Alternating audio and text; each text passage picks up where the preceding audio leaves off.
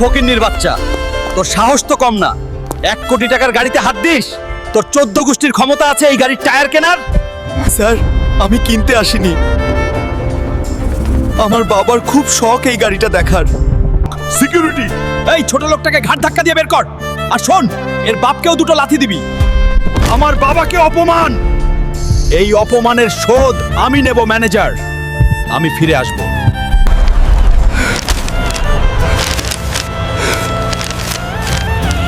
তুপুরি জঙ্গল থেকে যে নীলমণি আনতে পারবে তাকে 20 কোটি টাকা পুরস্কার দেওয়া হবে। 20 কোটি টাকা? এই টাকা দিয়ে আমি ওই শোরুমটাই কিনে নেব। কিন্তু ওই জঙ্গলে তো আজ পর্যন্ত কেউ ফিরে আসেনি।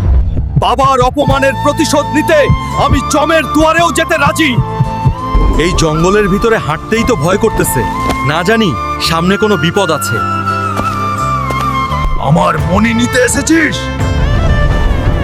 আজ তোকে পুড়িয়ে ছাই করে দেব।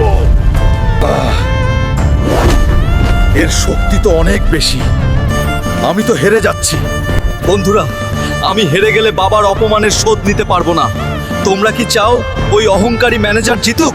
না চাইলে জলদি ভিডিওতে একটা লাইক আর সাবস্ক্রাইব করে আমাকে শক্তি দাও প্লিজ।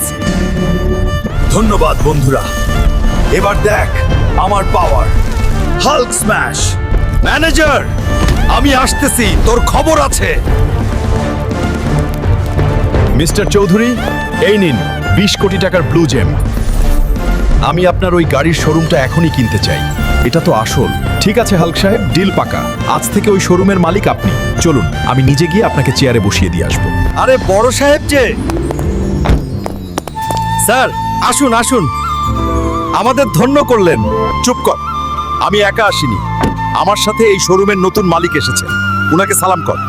তুই, ওই ভিখারি, তুই আবার এখানে এসেছিস? বড় সাহেবের গাড়িতে ওঠার সাহস পেলি কি করে? সিকিউরিটি, কার সাথে কথা বলছিস জানিস?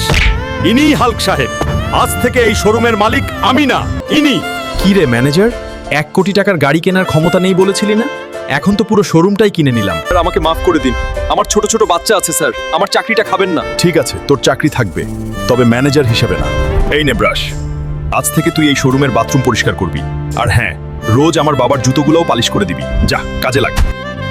নেক্সট ভিডিও মিস করতে না চাইলে এখনই সাবস্ক্রাইব করে বেল বাটন বাজিয়ে দাও।